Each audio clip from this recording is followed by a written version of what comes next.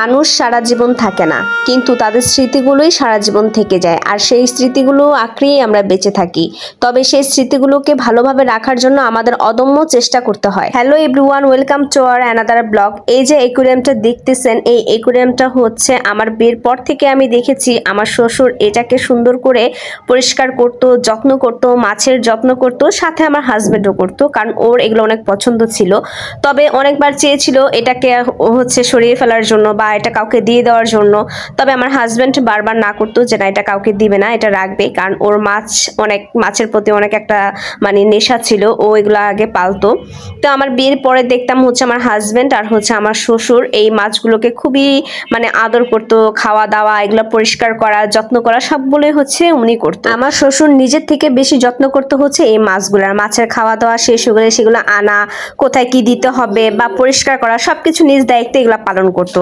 কিন্তু এই অ্যাকুয়ারিয়ামটা অনেক পুরনো হয়ে গিয়েছিল, কারণ এটা অনেক বছর আগের, গ্লাসগুলো একদমই নষ্ট হয়ে গিয়েছিল। তাই নতুন করে অ্যাকুয়ারিয়ামের গ্লাসটা আবার বানানো হয়েছে আর সম্পূর্ণভাবে নতুন করে আবার অ্যাকুয়ারিয়ামটাকে সাজানো হয়েছে, নতুন মাছও কিনে আনা হয়েছে। আসলে এটা আমার শ্বশুরের হাতের ছোঁয়া আছে, এর জন্য তার ছেলে চেয়েছে এটাকে আরো সুন্দর করে যত্ন করে রাখার জন্য। জানি এদিকে তাকালেই, অ্যাকুয়ারিয়ামের দিকে তাকালেই, মাছের দিকে তাকালেই আমার শ্বশুরের কথা মনে পড়ে। এর জন্য এটাকে আরো যত্ন করে সাজানো হয়েছে। ওই যে বললাম, মানুষ চলে যায় কিন্তু মানুষের স্মৃতিগুলো থেকে যায়। আর এই পুরো অ্যাকুয়ারিয়ামের কাঠের যে ইয়াটা তৈরি করা, এটা আমার শ্বশুরের হচ্ছে সুন্দর করে এটা বানিয়ে নিয়েছিল। আর এটা অনেক মজবুত কাঠের ছিল, তাই এই ফ্রেমটা আমরা রেখে দিয়েছি।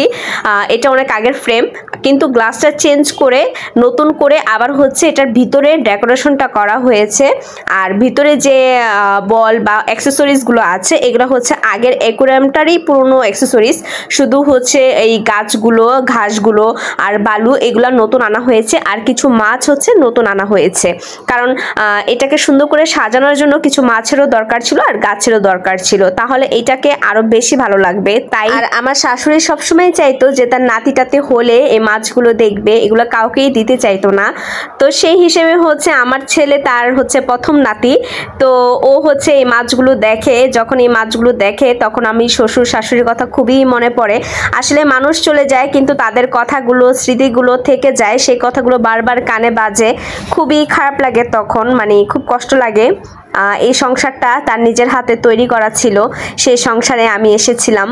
তো তাদেরকে আমি অল্প কিছুদিনই পেয়েছি, আমার শাশুড়িকে 4.5 বছর পেয়েছি, আমার শ্বশুরকে পেয়েছি 5.5 বছর। তাদের সাথে আমার অনেক স্মৃতি আছে, অনেক কথা আছে, যেগুলো প্রতিটা পদে পদে আমার মনে পড়ে, প্রতিটা জায়গায় জায়গায় আমার মনে পড়ে। আমার শ্বশুরের ঘরে থাকি আমি, অবশ্যই তার কথা আমার মনে পড়বে, কারণ এই দেয়ালের মধ্যে আমার শ্বশুর শাশুড়ির অনেক স্মৃতি আছে। সো তাদেরকে আমার প্রতি পদে পদেই মনে পড়ে, আমি তাদেরকে মনে করি আর তাদের জন্য অনেক দোয়া করি, আল্লাহ তাদেরকে বেহেশত নসিব করুক। দুজনেই খুব ভালো মানুষ ছিলেন। তো তাদের স্মৃতিকে ধরে রাখার জন্য আমরা অনেক চেষ্টা করি, আমরা স্মৃতি ধরেই বেঁচে থাকতে চাই, মানুষের ভালোটাই মনে রাখতে চাই। তো তাদেরকে আল্লাহ বেহেশত নসিব করুক, সবাই তাদের জন্য দোয়া করবেন। আমার ভিডিওটি যদি ভালো লাগে অবশ্যই একটি লাইক দিয়ে দিবেন। Thank you for watching my video. Tata.